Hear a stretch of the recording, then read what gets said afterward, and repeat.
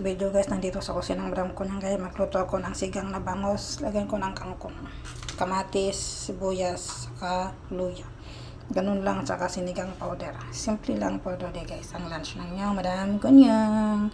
Dahil napagod general cleaning. Kaya late na ang lunch. Kaya yan, magmikos-mikos na tayo. Guys, nagkulo-kulo ng ating bangots at ito ating lagyan ng ating kangkong. Ayan na guys, ang ating kangkong. So yummy na guys.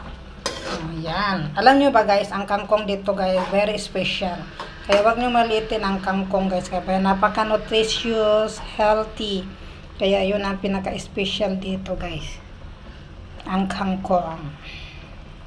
Tagang masayang kay madam ko niyan guys. Tingnan mo pati yung mga stick ng kangkong guys. Hiniwa-hiwa kong ganyan guys. Sayang tapon. Kaya i-adobo natin. Yan, wag natin sayangin kahit mga tangkay-tangkay. Lahaluan ng kunti-kunting dahon. Para maging ulam. Sayang. Tapon mo lang. Pera din yan. Wala pa nga guys. O yan guys. Tingnan nyo naman ang nangyari sa kangkong guys. Luto na. Naging adobo guys. Hindi ito tawag na kuripot guys. Kundi practical.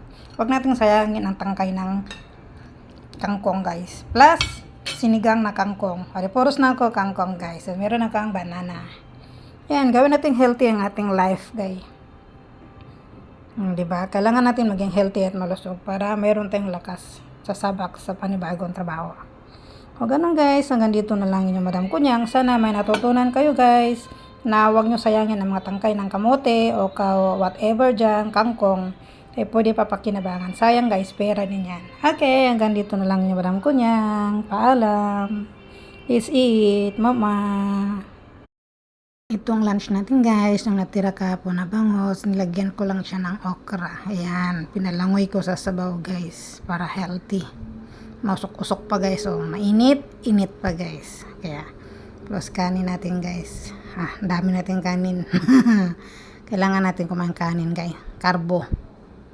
Tapos sabaw. Yun lang guys, simple. Hindi naman marating yung madam ko niyan guys. Okay guys, hanggang dito na lang yung madam ko niyan. Thank you for watching.